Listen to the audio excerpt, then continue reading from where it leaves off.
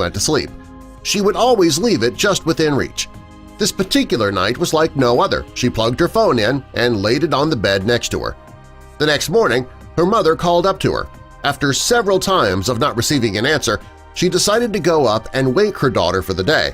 What she found when she got there was the beginning of a horrible nightmare. She found her daughter unconscious when she reached her. Her parents immediately drove her to the nearest emergency room. Upon arrival, the doctors confirmed that Lee Thai-shon had already passed away.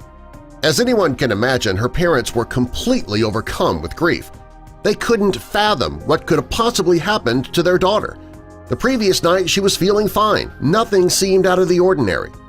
Doctors decided to perform an autopsy to help determine just what could have happened to the young girl, and the results showed that she had died of an electric shock. Her parents still had a hard time understanding that. At first glance, nothing indicated that anything was out of place or unusual. That is, until they raised Lee Thai's bedsheet. What they found next would leave them in complete shock. Underneath the sheet was Lee Thai's cell phone charger. Her phone was still plugged into it, but it was not charging. Upon closer examination, they discovered that the part of the cable that was closest to the phone was completely burnt. After their investigation, police confirmed that they found a burnt charger in the young girl's bed.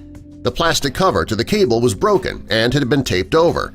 While this is something that many may not consider to be harmful because of the low voltage, it actually is hazardous. Charging your cell phone with a broken charger poses many risks, including electric shock and fire hazards. While it may seem easier and cheaper to try and make your own repairs or patch it up with tape, it is very unsafe. It's always better to get rid of broken chargers and replace them with new ones that are made for your phone specifically.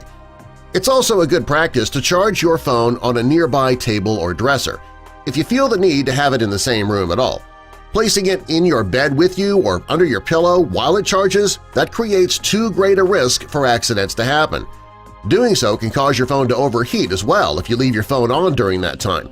That could result in your bed or pillow catching fire.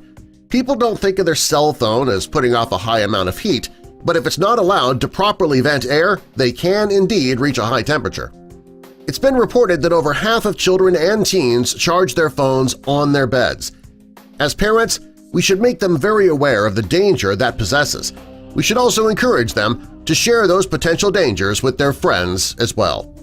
You can help us share this video with others and possibly save lives by clicking that like button. And also be sure to share this video with all your